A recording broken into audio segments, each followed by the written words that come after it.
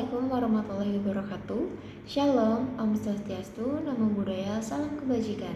Izin memperkenalkan diri, nama saya Syafa Aurela Puspita Pandu dengan NIM 122370098 dari Program Studi Teknik Pertambangan Angkatan 2022. Di sini saya akan menjelaskan sedikit kesimpulan dari kelas pengantar estimasi sumber daya minggu kedua yang diampu oleh Bapak Rahmat Fadilah, STMT.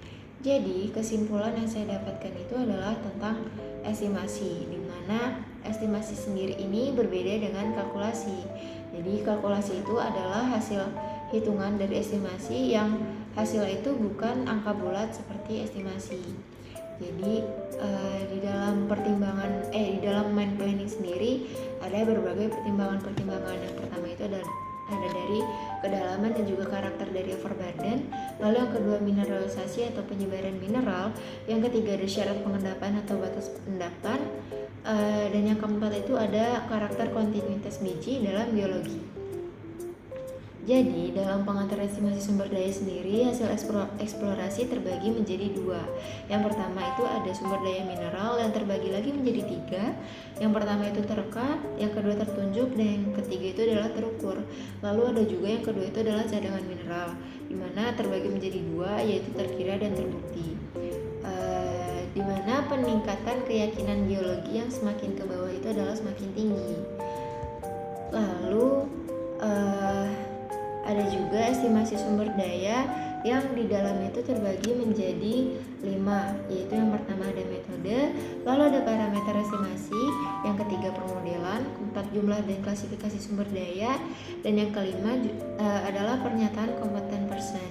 Lalu ada juga estimasi cadangan yang sama dengan estimasi sumber daya, di mana yang pertama itu dalamnya terdapat metode, lalu ada parameter estimasi, yang ketiga permodelan, yang keempat jumlah dan klasifikasi cadangan, dan yang kelima itu adalah pernyataan kompeten persen.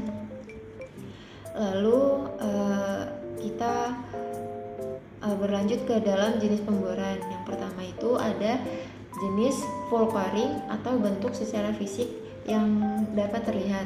Jadi full coring sendiri ini deskripsi dan samplingnya langsung pada ore, lalu kecepatan pemborannya itu rendah, serta memerlukan biaya yang tinggi, dan juga akurasinya tinggi, dan lebih baik dilengkapi dengan geophysical logging.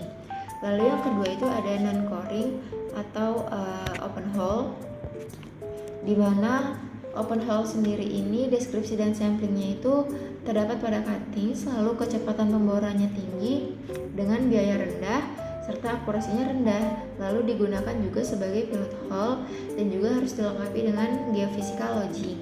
Lalu yang ketiga itu ada touch coring, di mana deskripsi batuan sampling terdapat pada cuttings dan juga kecepatan pemborannya tinggi sampai sedang dan juga memerlukan biaya rendah sampai sedang dengan akurasinya cukup baik dan juga sampelnya berupa core. Teknik touch coring ini juga better dilengkapi dengan geophysical logging. Jadi sekian yang dapat saya simpulkan dari pembelajaran pengantar estimasi sumber daya minggu kedua. Kurang lebihnya mohon maaf. Wassalamualaikum warahmatullahi wabarakatuh.